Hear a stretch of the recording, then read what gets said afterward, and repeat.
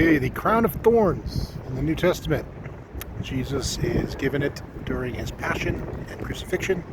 He wears it. It is on his head when he dies. It represents what he is thinking about as he dies. It represents what is important to him. If you look at the yin-yang symbol, it is a circle with a something like a river separating the color white from the color black, and kind of a winding river, almost like an S shape. And on the white side there is a small black circle, on the black side there is a small white circle. Anyway, that is like a crown. You can, if you look at it, it's almost like a crown with some jewels in it. And then if you look at the hexagram in the I Ching for the receptive, it is the hexagrams are each 6 lines long. It is 6 broken lines, so it's a line segment, a space, and a line segment 6 times, one on top of the other, for a total of 12. Those are the 12 apostles, the receptive. And if you look at that hexagram, it looks like thorns. So you can imagine the yin-yang symbol with the line segments that look kind of like this from the hexagram for the receptive, 6 feminine lines, 12 line segments.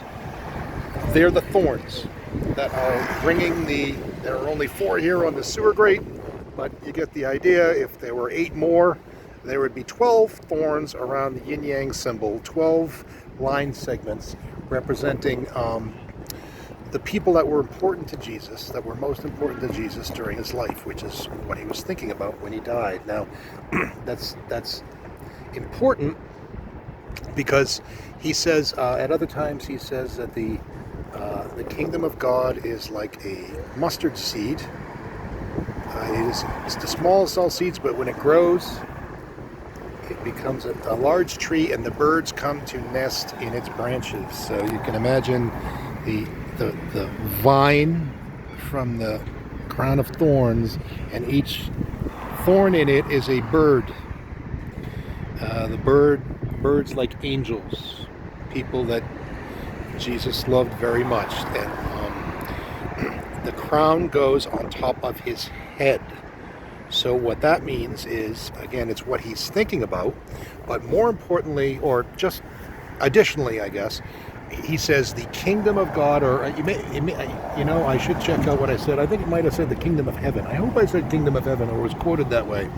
The kingdom of heaven is like a mustard seed in the sense that heaven is up, and God lives in heaven up anyway. And what he's doing by connecting the crown of thorns with the mustard seed parable and the birds in its branches, the birds in the branches of the crown, the kingdom of heaven, the kingdom of God is the human mind. The human mind is a sacred place. When he clears the temple of money changers and those who sell doves, these are the birds that are in the crown of thorns. These are the people that are important to him, the people that he loved. This is a very important teaching by Jesus, in that the kingdom of heaven is the mind. The mind is sacred. The mind is a temple, and you should never, ever, ever, for obvious reasons, as if this had to be said, and yet it did, never intentionally invade someone else's temple. That is my territory.